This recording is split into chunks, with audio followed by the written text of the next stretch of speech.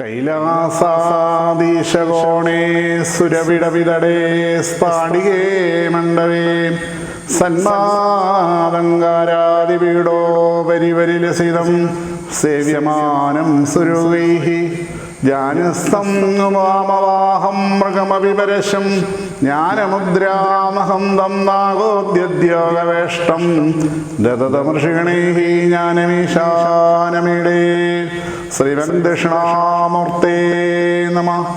ഓം നമഃ ശിവായ. സജ്ജനങ്ങളെ, സുഹൃതികളെ, ദക്ഷിണായന മാസം ആരംഭിച്ച് കഴിഞ്ഞിരിക്കുന്നു. ഏവർക്കും അറിയാം, ഒരു കൊല്ലത്തിൽ 2 കാലഘട്ടങ്ങളാണ് ഉത്തരായനവും ദക്ഷിണായനവും. ദക്ഷിണായനം കർക്കിടക മാസത്തിലെ 1-ാം തീയതി ആരംഭിച്ചു. അടുത്ത മകരമാസം വരെയും മകരം 1 വരെയും ദക്ഷിണായന മാസമാണ്. ദക്ഷിണായന മാസത്തിലെ എന്തൊക്കെയാണ് നാം ആചരിക്കേണ്ടത്, ദക്ഷിണായന കാലത്തുള്ള ദോഷങ്ങൾ എന്തെന്ന് നാം ഓരോരുത്തരും മനസ്സിലാക്കി അറിഞ്ഞ് നമ്മുടെ ജീവിതചര്യകളിലുള്ള ചിട്ടകളെ, ആധ്യാത്മികമായിട്ടുള്ള പുരോഗതിക്കുള്ള കാര്യങ്ങളെ, ഇതൊക്കെ വളരെ കൃത്യമായിട്ട് ഋഷീശ്വരന്മാരുടെ ഉൾക്കണ്ണുകൊണ്ട് കണ്ട് നമുക്ക് അഷ്ടാംഗഹൃദയത്തിൽ കൂടി ആധ്യാത്മികമായ പുരോഗതിക്ക് വേണ്ട സുഹൃത സമ്പാദത്തിന് വേണ്ടി ഋഷീശ്വരന്മാരുമൊക്കെ നമ്മെ പഠിപ്പിച്ചിരിക്കുന്നു. അത് മനസ്സിലാക്കി അറിഞ്ഞ് നാം ഏവരും ചെയ്യണമെന്ന് ഓർമ്മയിൽപ്പെടുത്തുകയാണ്. ദക്ഷിണായന മാസത്തിലെ പ്രാരംഭം തന്നെ എല്ലാ ദേശങ്ങളിലും ലോകമെമ്പാടും രാമായണ മാസമായിട്ട് ആചരിക്കുന്നു. രാമായണത്തിന് എത്രയധികം പ്രാധാന്യം വരാൻ ഉള്ള കാരണം, ഇതിഹാസം, സംഭവിച്ചിട്ടുള്ള കഥകൾ, അത് നമ്മൾ ഓരോരുത്തരും വായിച്ച് മനസ്സിലാക്കുമ്പോൾ നമ്മളുടെ ജീവിതം ധന്യമായി. 4 ആശ്രമങ്ങളിലെ പരമപ്രധാനമായ ആശ്രമമാണ് ഗൃഹസ്ഥാശ്രമം. ഗൃഹസ്ഥാശ്രമത്തിൽ കൂടി ആത്മീയതയിലേക്ക് വരിക, അല്ലെ സന്യാസത്തിലേക്ക് വരിക. ആ ഗൃഹസ്ഥാശ്രമ ജീവിതം ധന്യമാക്കണമെങ്കിൽ നമുക്ക് ഏറെ അറിവ്, ഭൗതികവും ആത്മീയവും സംയോജിപ്പിച്ചുകൊണ്ട് ഏറെ അറിവ് ആവശ്യമാണ്. രാമായണത്തിലെ സംഭവിച്ചിട്ടുള്ള കഥയിലെ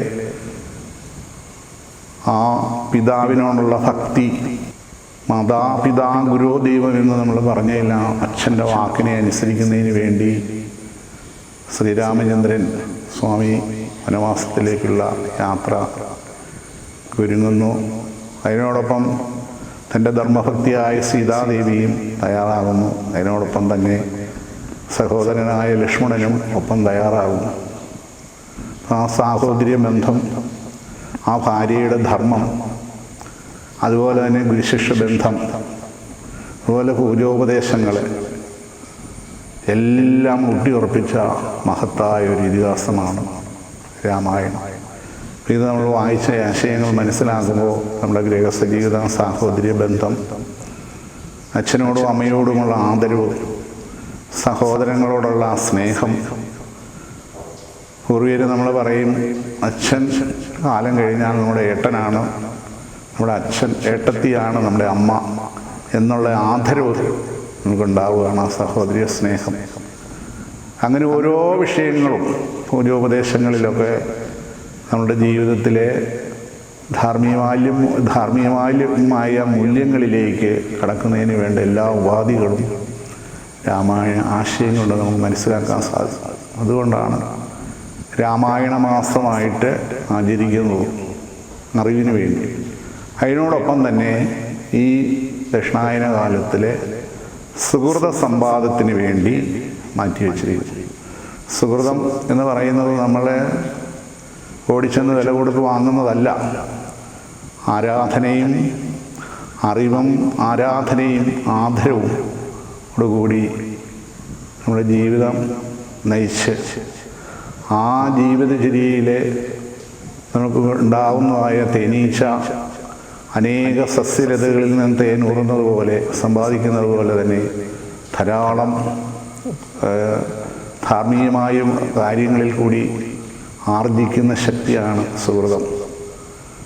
അച്ഛനോടും അമ്മയോടുമുള്ള ആദരവും മാതാവിനോടും പിതാവിനോടുമുള്ള ഭക്തി, ഗുരുവിനോടുള്ള ഭക്തി, ഈശ്വരനോടുള്ള ഭക്തി, പിതൃക്കളോടുള്ള ഭക്തി, അവരോടുള്ള ആദരവ്, ആരാധന, ഇതിനെല്ലാം ഊട്ടിയുറപ്പിച്ചുകൊണ്ട് കിട്ടുന്ന, അല്ലെങ്കിൽ പൂജ കഴിച്ച് നാമം ജപിച്ച് ഉണ്ടാക്കുന്നതായ സൽക്കർമ്മങ്ങളിൽ കൂടി ഉണ്ടാക്കുന്നതായ അതാണ് സുഹൃതം എന്ന് പറയുന്നത്. ഓരോ ദിവസവും മഹാത്മാക്കളുടെ പൊരുളിനെ സമന്വയിപ്പിച്ചുകൊണ്ട് സ്വാധ്യായങ്ങൾ ചെയ്ത് അതിൽ നിന്ന് കിട്ടുന്ന ആ മൂല്യം സ്വജീവിതത്തിൽ അനുഷ്ഠിച്ച് ആ അനുഷ്ഠാനത്തിൽ കൂടിയാണ് നമുക്ക് മൂല്യങ്ങൾ, അല്ലെ ദൈവികത, അല്ലെ ഈശ്വരീയതയൊക്കെ നമുക്ക് കൈവരുന്നത്. വളരെ ആദരവോടുകൂടി നമ്മുടെ ജീവിതം നയിക്കുമ്പോഴാണ് ആ ഗൃഹസ്ഥൻ്റെ ആശ്രമത്തിൽ ഐശ്വര്യം ഉണ്ടാകുന്നതും സർവ്വദേവീ ദേവന്മാരുടെ സാന്നിധ്യം ആശ്രമത്തിൽ ഉണ്ടാവുകയും ചെയ്യുന്നു. ദേവന്മാർ വസിക്കുന്ന ക്ഷേത്രം എന്ന് നമ്മൾ പറയുന്നത് അവിടെ ചൈതന്യമാണ്, ഗൃഹസ്ഥൻ്റെ ആശ്രമത്തിലെ ഐശ്വര്യമാണ്. ആ ദേവയജ്ഞം, ബ്രഹ്മയജ്ഞം, പിതൃയജ്ഞം, അതുപോലെ ഭൂതയജ്ഞം, ഇത്തരത്തിലുള്ള പഞ്ചമഹായജ്ഞത്തിൽ കൂടി ആർജിക്കുന്ന സുഹൃതമാണ് ഗൃഹസ്ഥൻ്റെ ആശ്രമത്തിലെ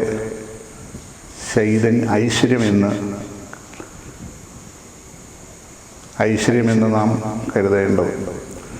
അതിനുവേണ്ടി ക്ഷേത്രത്തിലെ പൂജകൾ പോലും പഞ്ചമഹായജ്ഞത്തിൻ്റെ പ്രതിരൂപമാണ്. പഞ്ചമഹായജ്ഞത്തിൻ്റെ പ്രതിരൂപമാണ് ക്ഷേത്രത്തിൽ 5 പൂജ. 5 പൂജ എന്ന് വെച്ചാൽ പ്രഭാതത്തിലെ ഉഷപൂജ, യതീർത്ഥ പൂജ, പന്തീരടി പൂജ, ഉച്ചപൂജ, അത്താഴപൂജ, 3 ശിവേലി. അതിൽ കൂടിയാണ് അവിടെ ചൈതന്യം വർദ്ധിക്കുന്നത്.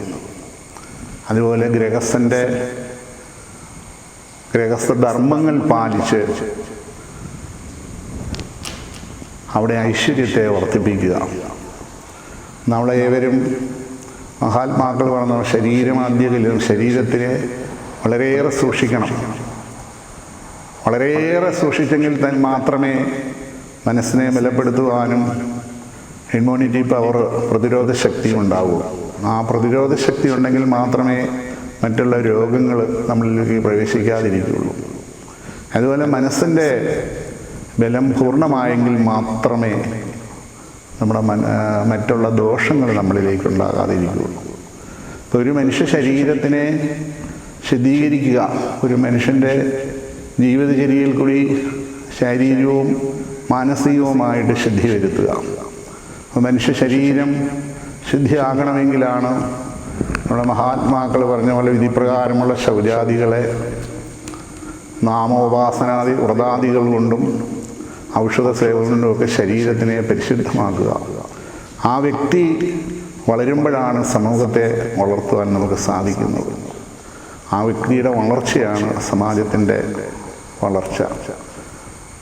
ആ വ്യക്തി നന്നാകുന്നതിന് വേണ്ടിയിട്ടാണ് ഋഷീശ്വരന്മാർ ഓരോ കാലഘട്ടങ്ങളിലും ഓരോ അനുഷ്ഠാനങ്ങൾ, ഉത്തരായന കാലത്തിൽ ചെയ്യേണ്ട കാര്യങ്ങളുണ്ടായിരുന്നു. ദക്ഷിണായന കാലത്തിൽ ശ്രാവണമാസം വൈശാഖം കഴിഞ്ഞു.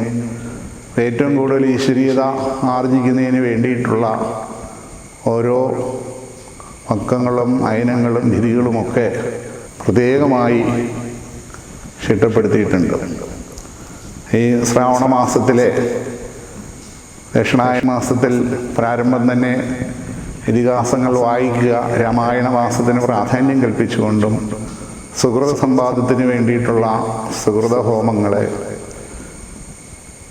ഈ മാസത്തിലെ ഏറ്റവും കൂടുതൽ ഉപാസന ദേവതയായിട്ടും ഗണപതിയെയും ഭഗവതിയെയും ഗൃഹസ്ഥന്മാരുടെ ഭൗതിക ജീവിതത്തിലെ ദുരിതങ്ങൾ തീരുന്നതിന് വേണ്ടി ഗണപതിയെയും ഭഗവതിയെയും സേവിക്കുക.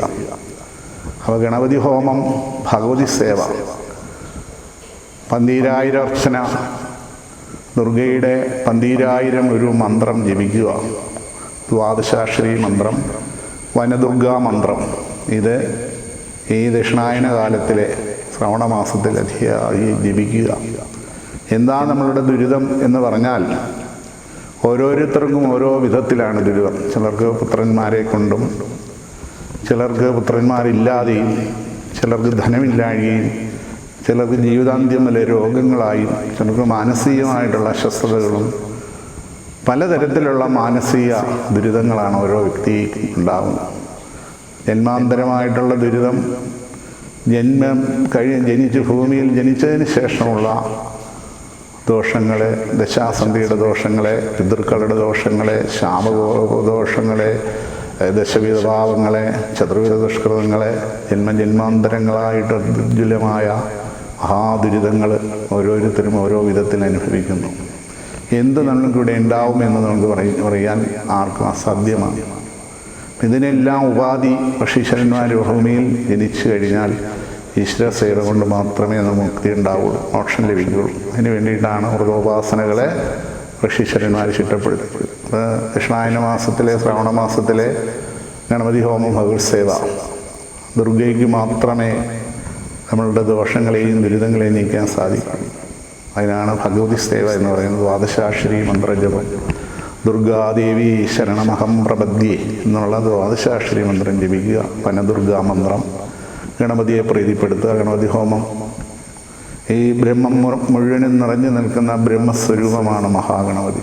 ഗണേശപുരാണത്തിലൊക്കെ പറയുന്നത്, വിശേഷമായിട്ട് പറയുന്നുണ്ട്. ഓരോ ദിവസങ്ങളോടും പറഞ്ഞാൽ ഗണപതിയുടെ സങ്കല്പം എന്നുള്ളത് പറഞ്ഞാൽ തീരില്ല.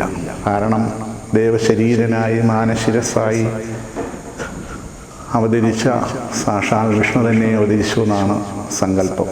ആ മഹാഗണപതിയുടെ സങ്കല്പങ്ങൾ മനുഷ്യജീവിതത്തിൻ്റെ മാതൃകയാണ്. ഓരോ അംഗങ്ങളും ഓരോ അവയവങ്ങളെപ്പറ്റി നമ്മൾ വിശദീകരിച്ചാൽ വളരെയേറെ. അപ്പം അങ്ങനെ നമ്മളുടെ മഹാവൈദ്യന്മാരുടെ അടുക്കൽ ചെല്ലുമ്പോൾ ശരീരത്തെ ഒന്ന് കണ്ടു കഴിയുമ്പോൾ തന്നെ അവർക്ക് രോഗങ്ങൾ നിശ്ചയിക്കും. അല്ലെങ്കിൽ ഞരമ്പേലൊന്ന് പിടിച്ചു നോക്കുമ്പോൾ രോഗങ്ങൾ എന്തെന്ന് അവർക്ക് തിരിച്ചറിയാൻ കഴിയുമായിരുന്നു. ജ്ഞാനിമാരായ അഷ്ടാംഗ ഹൃദയം പഠിച്ച മഹാവൈദ്യന്മാർ അവർക്ക് ഓരോ ശരീരത്തെ മനസ്സിലാക്കി കഴിയുമ്പോൾ അഗ്നി അണഞ്ഞു എന്ന് വെച്ചാൽ ദഹനം ഇല്ലാത്ത അവസ്ഥ ഒരു മനുഷ്യന്, എൻ്റെ ജീവിതം തീർന്നു. അങ്ങനെയുള്ളതായ ആ വ്യക്തിയെ മനസ്സിലാക്കി ഓരോ കഷായങ്ങളെ, രസായനങ്ങളെ, തൈലങ്ങളെ ഒക്കെ നിശ്ചയിക്കും. അതുകൊണ്ട് അവരുടെ രോഗങ്ങൾ ശമിക്കും. മഹർഷീശ്വരന്മാരുടെ ഉൾക്കണ്ണുകൊണ്ട് കണ്ടു ഭൂമിയിലുള്ള ദോഷങ്ങളെ തീർക്കുവാൻ വേണ്ടി, അല്ലെ അന്തരീക്ഷ മലിനീകരണത്തെ മാറ്റുന്നതിന് വേണ്ടി അഷ്ടദ്രവ്യം, ഒരു നാളികേരത്തിന് 8 പിടി മലര്, 8 മുട്ട് കരിമ്പ്, 4 വെല്ലം ശർക്കര, 8 കദളിപ്പഴം, ഇങ്ങനെ ഒരു 8 അട, 8 അപ്പം, ഇങ്ങനെയൊരു കൂട്ട്, അത് യോജിപ്പിച്ച് അഗ്നിയിൽ ഹോമിച്ച് കഴിയുമ്പോൾ അതിനാ കൂടെ വിത്ത്, മുക്കുറ്റി, കറുക, ഔഷധച്ചെത്തി, കൂളത്തിൻ്റെ തണ്ട്,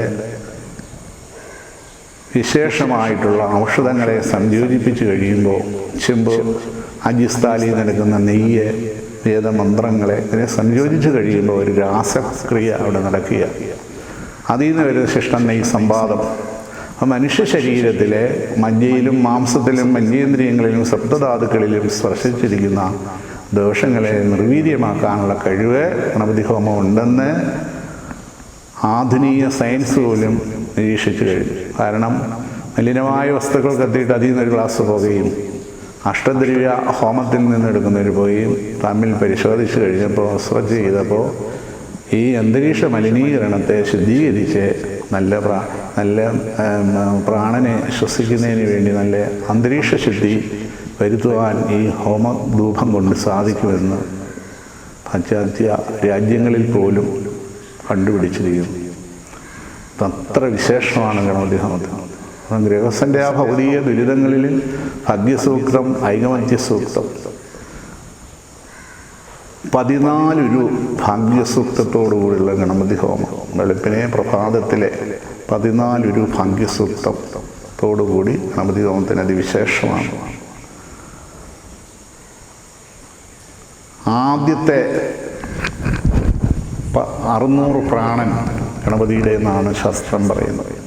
അത് 7:30 മുമ്പായി, 8 മണിക്ക് മുമ്പായി അഗ്നി ദഹിക്കുക.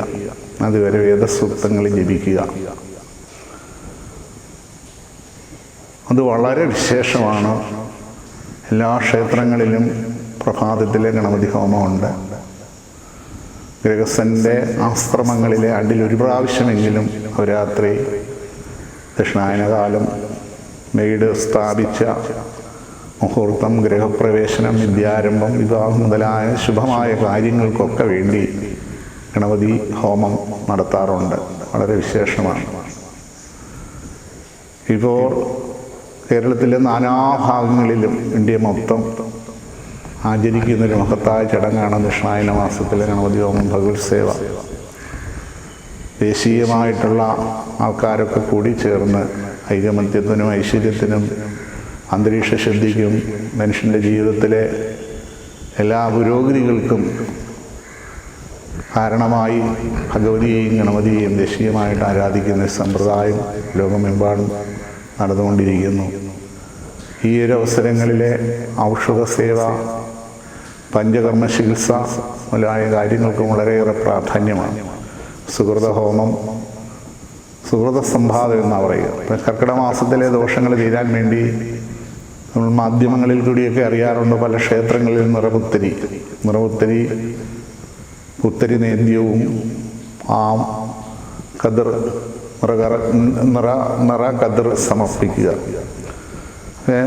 എൻ്റെ സങ്കല്പം എന്താണെന്ന് ചോദിച്ചാൽ, ആ കർക്കിടക മാസത്തിലെ ആ ജ്യേഷ്ഠത്വം മാറുന്നതിന് വേണ്ടി പുതിയ കതിരി കൊയ്ത് അതിൽ മഹാവിഷ്ണുവിനെയും മഹാലക്ഷ്മിയെയും പൂജ കഴിച്ച് അത് അറുവാതുക്കലെ ശ്രീലകത്ത് തൂക്കുക, പുത്തരി നേദ്യം ഭഗവാനെ നേദിക്കുക. കർക്കിടകത്തിൻ്റെ ദോഷം മാറാൻ മഹാക്ഷേത്രങ്ങളിലൊക്കെ വളരെയേറെ മഹാക്ഷേത്രങ്ങളിലൊക്കെ ഈ ചടങ്ങ് വളരെ പ്രാധാന്യമാണ്. മുഹൂർത്തത്തിൽ നടത്താറുണ്ട് ഈ ചടങ്ങ്. അതുപോലെ അതിനോടൊപ്പം തന്നെ പഞ്ചമഹായജ്ഞത്തിൻ്റെ പ്രതീകമായ പിതൃയജ്ഞവും ഈ ശ്രാവണ മാസത്തിൽ വളരെ പ്രാധാന്യമാണ്. ലോകമെമ്പാടും അമാവാസി ഒരിക്കൽ കർക്കിടക മാസത്തിലെ തർപ്പണത്തിന് വളരെയേറെ പ്രാധാന്യമാണ്. കാരണം നമ്മൾ ജീവിതത്തിൽ നമുക്ക് മാതാപിതാ ഗുരു ദൈവം എന്നാണ് പറയുക. പിതൃവിഷയമാണ് നമ്മളെ ഏറ്റവും കൂടുതൽ ദോഷത്തിലേക്ക് നയിക്കുന്നത്. പിതൃക്കളുടെ പ്രീതിയാണ് നമുക്കെല്ലാ വിധത്തിലും ഐശ്വര്യം. മാതാപിതാ ഗുരു ദൈവം, സർവേശ്വരനും സർവശക്തനുമായ അച്ഛനും അമ്മയും. അവരെ ശരീരം ഉപേക്ഷിക്കപ്പെട്ട് കഴിഞ്ഞാൽ അവർക്ക് വിഷ്ണുവിൻ്റെ പദത്തിലാണ് അവരിയ്ക്കുന്നത്. വിഷ്ണു പൂജയോടുകൂടിയാണ് ശ്രാദ്ധങ്ങളൊക്കെ നമ്മൾ കഴിക്കാറുള്ളത്. ആ വിഷ്ണുപദത്തിൽ എത്തിക്കുക. അതിനാണ് 3 ദീക്ഷകളാണ് നമുക്ക് വിധിക്കപ്പെട്ടിരിക്കുന്നത്. ഒന്നാമത്തെ ദീക്ഷയാണ് വത്സല ദീക്ഷ. ചില അച്ഛൻ, അമ്മ, ഏറ്റവും അടുത്ത ഗുരുനാഥൻ മുതലായവർക്ക് ശരീരം ഉപേക്ഷിക്കപ്പെട്ടാൽ 1 വർഷം വ്രതമനുഷ്ഠിച്ച് കാശിയിലെ അല്ലെങ്കിൽ ക്ഷേത്രപിണ്ഡം കഴിയുന്നവരെ, മോക്ഷദീപം കഴിയുന്നവരെ വ്രതമായിരിക്കണമെന്നാണ് പറയുന്നത്.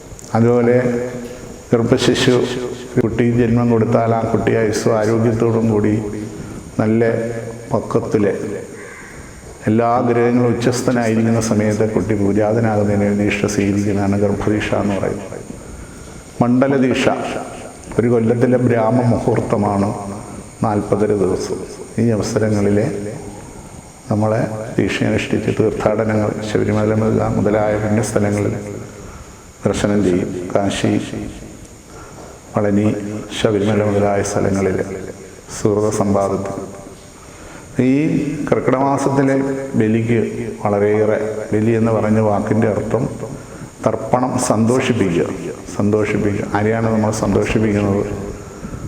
നമ്മളുടെ അച്ഛൻ്റെ വഴി വൃത്തപ്രപിതാമഹ വർഗം,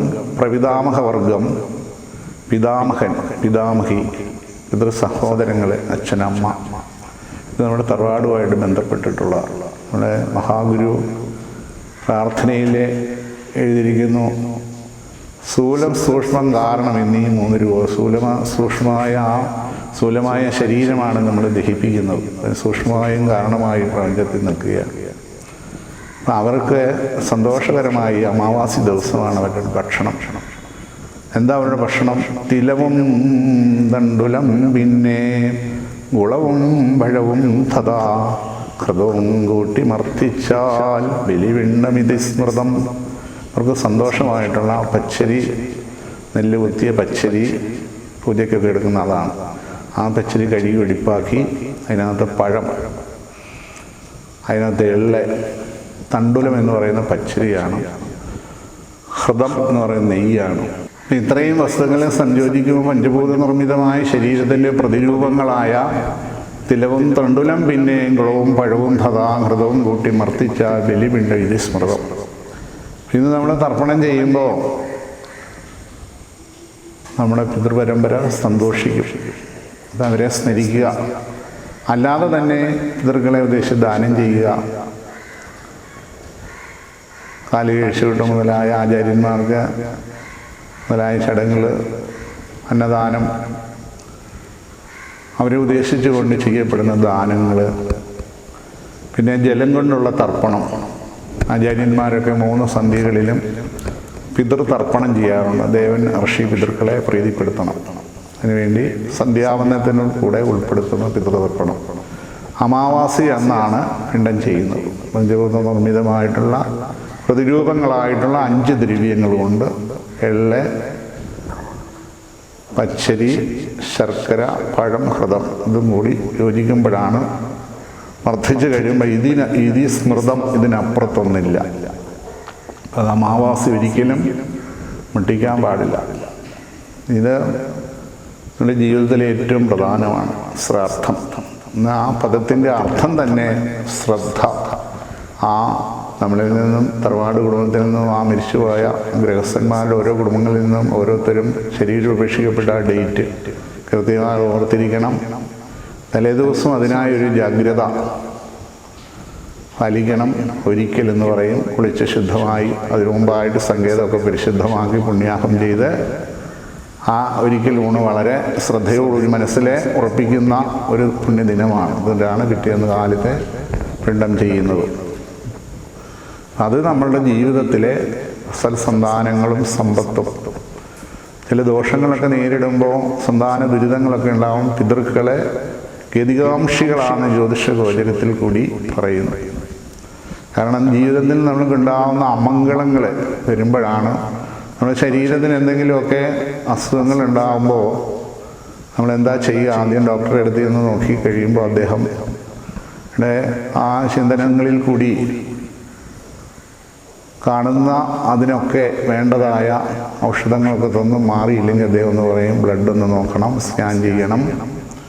എന്നിട്ടും മനസ്സിലായില്ലെങ്കിൽ പറയുക MRI സ്കാൻ എന്ന് പറഞ്ഞ പോലെ നമ്മുടെ ജീവിതത്തിലെ അമംഗളങ്ങൾ വെച്ചാൽ ഈ ഹാലമൃത്യു, ഹോരമൃത്യു എന്നൊക്കെ പറയുന്നുണ്ട്. കുട്ടികളുടെ ബാലമരണം, കൊച്ചു കുട്ടികളെ മരിക്കുക, അതുപോലെ തന്നെ ഈ സൂസൈഡ് ചെയ്യുക, വിഷം കഴിച്ച് മരിക്കുക, ഇതൊക്കെയാണ് ജീവിതത്തിൽ തറവാടിനുണ്ടാകുന്ന അമംഗളങ്ങൾ.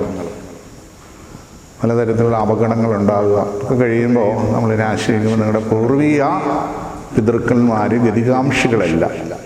അപ്പോൾ ഈ 4 തലമുറകളായിട്ടുള്ള പിതൃക്കളെയൊക്കെ സുഹൃത സമ്പാദത്തിനായിട്ട് അവർക്ക് തിലഹോമ സാജീജി പൂജയൊക്കെ ചെയ്ത് അവസാനം ക്ഷേത്രപിണ്ടം ചെയ്യും.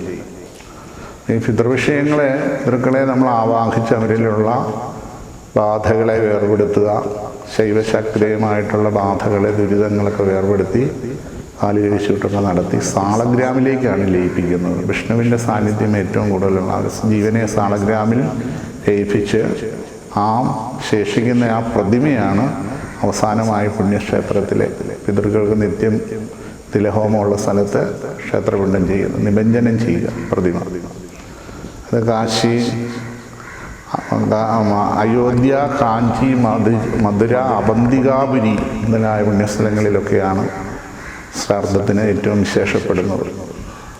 ഇത് ചെയ്തില്ല എങ്കിൽ സസ്യലതകളിൽ നിന്ന് ഫലങ്ങൾ കുറയുക, സൽപുത്രന്മാർ ഉണ്ടാവാതിരിക്കുക, പലതരത്തിലുള്ള അമംഗളത്വങ്ങൾ നമ്മുടെ ജീവിതത്തിൽ വരാൻ സാധ്യതയാണ്. അതിനാണ് ഇത് വളരെ ശ്രദ്ധയോടുകൂടി ശ്രാദ്ധങ്ങൾ കഴിക്കുക. ഈ കർക്കിടക മാസത്തിലെ ബലി ശിവക്ഷേത്രത്തിലെ ശാസ്ത്രീയമായ രീതിയിലെ പല സ്ഥലങ്ങളിലും ബലി നടക്കുന്നുണ്ട്. എങ്കിലും പോലും നമ്മൾ ബലി ഇടുമ്പോൾ തന്നെ നമ്മളുടെ അയനം, പക്കം, തിഥി നമ്മൾ ചെയ്യുന്ന സ്ഥലം അത് ശാസ്ത്രീയമായിട്ട് 5 പിണ്ടവും 3 തിലോദകവുമാണ് ഏറ്റവും പ്രാധാന്യം.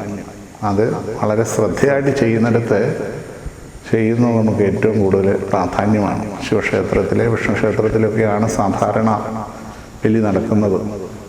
നമ്മളെ സംബന്ധിച്ചിടത്തോളം ക്ഷേത്രത്തിന് 18 കരകളുടെ ഒരു ദേവനായിരുന്നു നമ്മുടെ പാമ്പാടി മഹാദേവ ക്ഷേത്രം. പൂർവിക കാലത്ത് തന്നെ ഇവരെയൊക്കെ പിതൃക്കന്മാരെ ഇരുത്തിയിട്ടുള്ള അല്ലെങ്കിൽ ലയിപ്പിച്ചിട്ടുള്ള ഒരു സങ്കേതം കൂടിയായിരുന്നു ഇവിടെ പാമ്പാടി മഹാദേവ ക്ഷേത്രം. അവിടെ വെച്ച് ചെയ്യുന്നതായ ശ്രാർത്ഥത്തിന് ഏറെ പ്രാധാന്യമുണ്ട്. കൂട്ടു നമസ്കാരം, അന്നത്തെ ദിവസം നമ്മൾ വിശേഷമായിട്ടുള്ള തിലഹോമം, അതുപോലെ വിളക്കിൽ എണ്ണ, പൂളമാല മുതലായ വഴിപാടൊക്കെ നടത്തി നമ്മൾ പ്രാർത്ഥിക്കുന്ന ഒരു വിശേഷമാണ്. കർക്കിടക മാസത്തിലെ കാവലി എല്ലാവരെയും മാധ്യമങ്ങൾ മുഖാന്തരം അറിയിച്ചു കഴിഞ്ഞിരിക്കുകയാണ്. വളരെ വിശേഷമാണ്. അതിനോടൊപ്പം തന്നെ ഈ ക്ഷേത്രത്തിലെ എല്ലാ ദിവസവും അഷ്ടദ്രവ്യ മഹാഗണപതി ഹോമവും ഭഗവതി സേവയും നടന്നുകൊണ്ടിരിക്കുന്നു. ആ ചടങ്ങിന് വളരെയേറെ പ്രാധാന്യമാണ്. നമ്മുടെ ജീവിതത്തിലെ നമുക്കുണ്ടാവുന്ന എല്ലാ അമംഗളങ്ങളെയും നേരിടുന്നതിന് വേണ്ടി ആ ഭഗവതിയെ പൂജിക്കുന്ന ആ പൂജയിൽ കൂടുക, അതുപോലെ ഗണപതി ഹോമത്തിന് കൂടുക, ഭഗവാനിൽ കണ്ട് നമ്മൾ തൊഴുക. പനി പോലെ വരുന്ന സാംക്രമിക രോഗങ്ങളെയും ദേശത്തുണ്ടാകുന്ന എല്ലാ അമംഗളങ്ങൾക്കുമൊക്കെ ഈശ്വരീയത ഓരോ ഹൃദയങ്ങളിലും ഓരോ വ്യക്തിയിലും ആവശ്യമാണ്. അതിന് വേണ്ടിയിട്ടാണ് ഇത്തരത്തിലുള്ള പൂജാകാര്യങ്ങളും മൃതോപാസനകളുമൊക്കെ ഋഷീശ്വരന്മാർ ചിട്ടപ്പെടുത്തിയിരിക്കുന്നത്. അത് വളരെ ഓരോ കാലഘട്ടങ്ങളിലും അത് മനസ്സിലാക്കി ഓരോ ഗൃഹസ്ഥന്മാരും ചെയ്യേണ്ടത് അവനവൻ്റെ ധർമ്മമാണ്. അതുപോലെ തന്നെ നമ്മുടെ ജീവിതത്തിലെ ഓരോ സങ്കല്പങ്ങൾക്കും അനുസരണമായ രീതിയിൽ സർവാഭിഷ്ടങ്ങളും താനേ സംഭവിക്കും.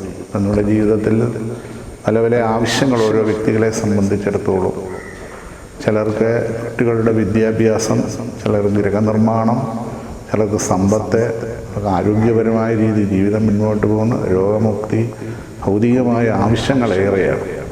ആ ഭൗതിക ആവശ്യങ്ങൾക്ക് അനുസരണമായി സർവാഭിഷ്ടങ്ങളും നമുക്ക് ലഭിക്കുന്നതിന് വേണ്ടി തൻ്റെ പരദേവതയായിട്ടുള്ള ദേശദേവതയെ പ്രതിഷ്ഠിച്ച് ആരാധിച്ചിരിക്കുന്ന കൽപ്പകാലം വരെ സൂര്യചന്ദ്രന്മാർ ഭൂമിയിൽ ഉള്ളിടത്തോളം കാലം ഈ ദേശത്തിനും ഈ കുടുംബത്തിനും അല്ലെ ദേശവാസികൾക്കും ഐശ്വര്യമാകട്ടെ എന്ന് വിചാരിച്ചാണ് പരദേവതയെ, ദേശദേവതയെ പ്രതിഷ്ഠിച്ചിരിക്കുന്നു.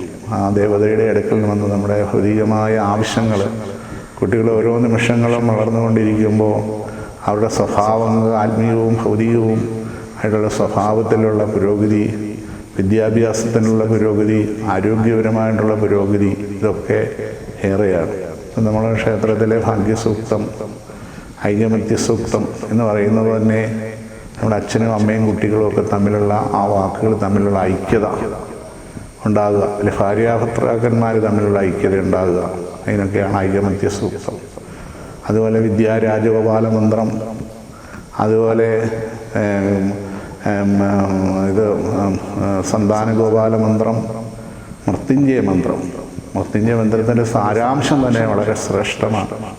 ഒരു കുമ്പളവള്ളിയിൽ ഒരു കുമ്പളങ്ങ പിടിച്ചാൽ പെറ്റുകഴിഞ്ഞാൽ അത് വളർന്ന് പാകമാകുന്നവരെ അതിൽ നിന്ന് വേർപെടുത്താതെ ഇനി സൂക്ഷിക്കുന്നത് പോലെ തന്നെ നമ്മുടെ ജീവാത്മാവും ദേഹാത്മാവും തമ്മിലുള്ള ബന്ധനത്തിൽ മുറിവേകാതെ ജീവിതാന്ത്യം വരെ നമ്മളെ നിലകൊള്ളുന്നതിന് മഹാദേവനെ ോട് നമ്മൾ ആചരിക്കുകയാണ്, അർച്ചന ചെയ്യുകയാണ്. ത്രയംബകം യജാമഹേ സുഗന്ധിൻ പുഷ്ടിവർദ്ധനം ഉർവാരുഗമിവ ബന്ധനാത് മൃത്യോ മുക്ഷീയമാമൃതാത്. ആ മൃത്യുഞ്ജയ മന്ത്രം വളരെ ശ്രേഷ്ഠമാണ്.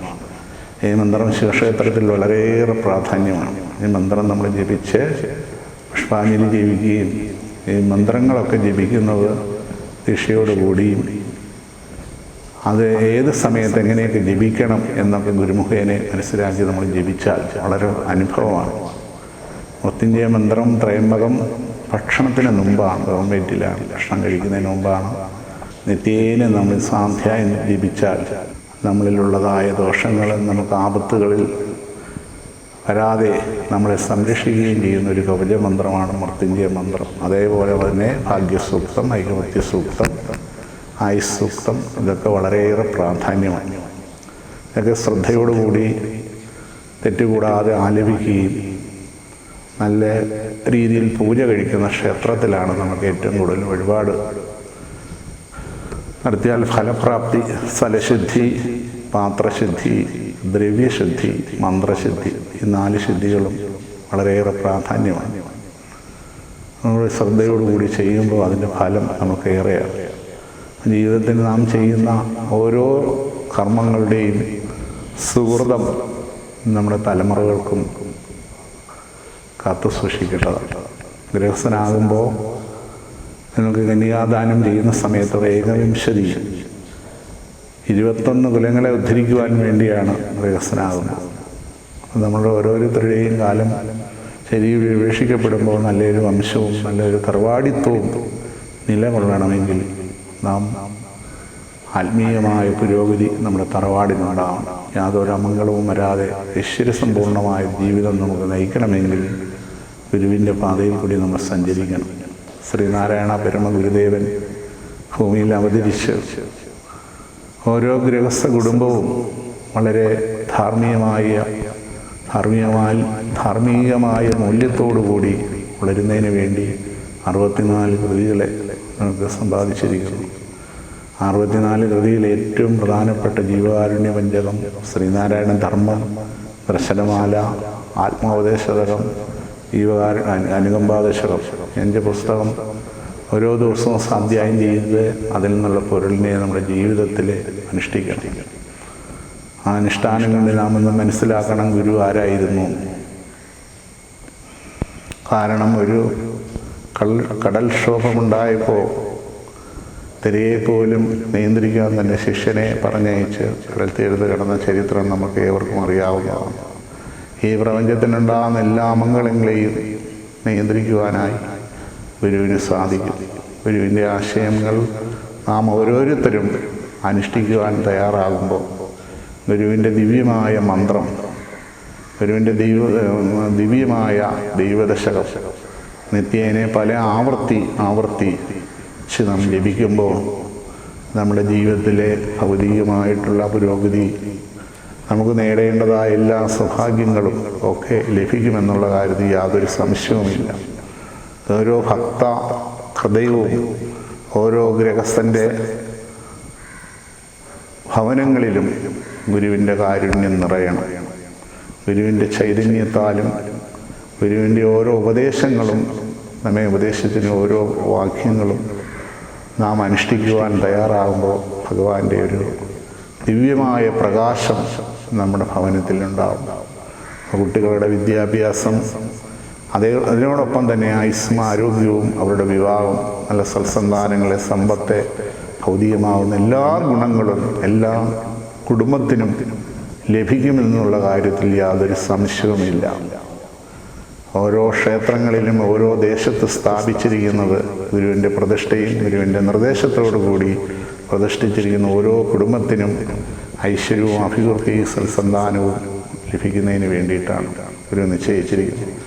നമ്മുടെ ദേശദേവതയായ ക്ഷേത്രത്തിൽ വന്ന് നിത്യേനെ ഭജിക്കുകയും ഭഗവാന്റെ പ്രധാന ദിവസമായ ഞായർ തിങ്കൾ ദിവസങ്ങളിലെ സർവാഭിഷ്ടകാര്യത്തിനായി നടക്കുന്ന പ്രാർത്ഥനയിലും സമൂഹ പ്രാർത്ഥനയിൽ ഓരോ ഭക്തഹൃദയങ്ങളിലും ഓരോ ഭക്തജനങ്ങളും പ്രാർത്ഥനയിൽ കൂടണമെന്ന് ഓർപ്പിക്കുകയാണ്. കാരണം ഈ ശേഷമായി പ്രാർത്ഥന നടക്കുന്ന ദിവസങ്ങളിലെ അന്നദാനവും അതേ ഒപ്പം തന്നെ ഭഗവാന്റെ ത്രിമധുര നേദ്യം വെച്ചാൽ ആ ക്ഷേത്രത്തിലെ പ്രാർത്ഥനയ്ക്കായി വന്നിരിക്കുന്ന ഓരോ കുടുംബങ്ങൾക്കും ഐശ്വര്യവും സാംക്രമികമായ മഹാരോഗങ്ങളൊന്നുമില്ലാതെ നാം ഗുരുവിൻ്റെ അടുക്കൽ ചെല്ലുമ്പോൾ പുത്രന്മാരില്ലാത്തവർക്കും വിദ്യയില്ലാത്തവർക്കും ഒക്കെ ഭഗവാൻ ഓരോന്ന് സങ്കല്പിച്ച്, വിദ്യയില്ലാത്തവന് പേന കൊടുത്തത് ആ ചരിത്രമുണ്ട്, ധനമില്ലാത്തവന് ഒരു നാണയം കൊടുത്ത ചരിത്രമുണ്ട്. കുട്ടികളില്ലാത്തവന് പഴം കൊടുത്ത ചരിത്രം നമുക്കറിയാം. മഹാദേവൻ്റെ തിരുമുമ്പിൽ വെച്ച് നേദിച്ച ആ ത്രിമധുരം പ്രസാദം നമ്മളിന്ന് മാധ്യമങ്ങളിൽ കൂടി അറിഞ്ഞുകൊണ്ടിരിക്കുകയാണ്. ഓരോ രോഗങ്ങളും ആന്തരികമായി നമുക്കൊരു ശുദ്ധി ആ ഭഗവാന്റെ അനുഗ്രഹത്തോട് കിട്ടുന്ന ആ ത്രിമധുരം, എനിക്ക് യാതൊരു രോഗങ്ങളും ആപത്തുകളും വരാതെ എന്നെ കാത്തുരക്ഷിക്കണമേ എന്ന് പ്രാർത്ഥിച്ചുകൊണ്ട് പ്രസാദം സ്വീകരിക്കുക. ഭഗവാന്റെ സന്നിധിയിൽ നിന്നുള്ള അന്നദാനം വളരെ വിശേഷമാണ്. ആയുസ്സിനെ നിലനിർത്തുന്നതാണ് അന്നം. കേരളീയ സംസ്കാരം അനുസരിച്ച് ഇതൊക്കെ കഴിക്കുക എന്നുള്ളത് വളരെ സുഹൃതമാണ്. പ്രഭാതത്തിൽ തന്നെ നമ്മൾ ക്ഷേത്രത്തിൽ വന്നു കഴിഞ്ഞ് പ്രാർത്ഥനയിലും അന്നദാനത്തിലും, അന്നദാനം നമ്മുടെ സമ്പത്തിൻ്റെ ഒരു അംശം ഭഗവാന് വേണ്ടി ഓരോ ആഴ്ചയിലും അന്നദാനം നടത്തുവാനുള്ള ഒരു സന്മനസ് ഒരു കൈ കൊണ്ട് ഭഗവാന് കൊടുത്താൽ 10 കൈ കൊണ്ട് ഭഗവാൻ തരുമെന്നാണ് പറയുക. അന്നദാനം നടത്താനുള്ളൊരു മനസ്സുണ്ടാകുക. അത് മനുഷ്യജീവിതത്തിലെ ധാരാളം രോഗങ്ങളും ദുരിതങ്ങളും വിദ്യകളും സർവാഭിഷ്ടകാര്യത്തിനും വേണ്ടി കാര്യസിദ്ധി നെയ്വിളക്ക്. നെയ്വിളക്കെന്ന് പറയുന്നത് നെയ്യാണ് ഏറ്റവും വലിയ ഉത്തമോത്തമം.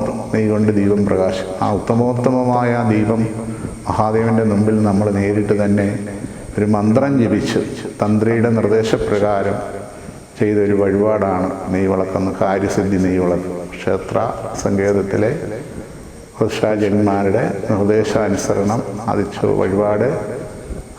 എത്ര നെയ്വിളക്ക് എടുക്കണം, ആ നെയ്വിളക്ക് എടുക്കുമ്പോൾ ആചാര്യ നിർദ്ദേശത്തോടുകൂടി അനുസരണയോടുകൂടി വേണം, കാര്യസിദ്ധിക്ക് വേണ്ടിയിട്ടാണെന്ന വിവരം പറഞ്ഞ് ആ സങ്കല്പത്തോടുകൂടി സങ്കല്പം ജപിച്ച് അകത്ത് ശ്രീലകത്തുനിന്ന് വെളുപ്പിനെ എഴുന്നള്ളിക്കുന്ന ഒരു ദീപം മണ്ഡപത്തിൽ വെച്ച് അവിടേക്കെന്നാണ് ആ നെയ്വിളക്ക് കൊളുത്തുന്നത്.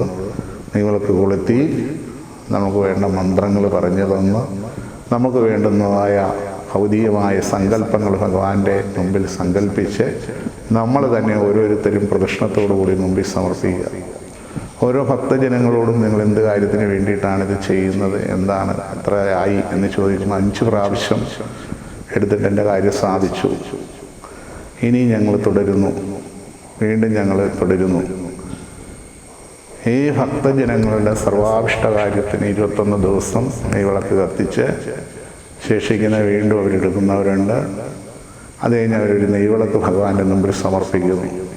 അത് ദേശീയമായിട്ടുള്ള ഓരോ ദേശത്തിൻ്റെ പുരോഗതിക്കും ഓരോ കുടുംബത്തിൻ്റെയും ഐശ്വര്യാഭിവൃദ്ധിക്ക് വേണ്ടിയിട്ടാണ് ഇത് ചെയ്യുന്നത്. അങ്ങനെ തിങ്കളാഴ്ച ദിവസം കാര്യസിദ്ധി നെയ്വിളക്കാണ്. അതുപോലെ ധാര, ഇങ്ങനെ ഓരോ മഹത്തായ ചടങ്ങുകളും നമ്മുടെ ദേശത്തുള്ള ദേശദേവതയായ മഹാക്ഷേത്രത്തിൽ നടക്കുന്നു.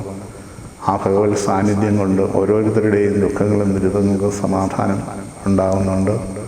ഓരോ ഭക്തജന ഹൃദയങ്ങളിലും ഇത്തരത്തിലുള്ള ചടങ്ങുകളിൽ പങ്കുചേരുക, പ്രാർത്ഥിക്കുക.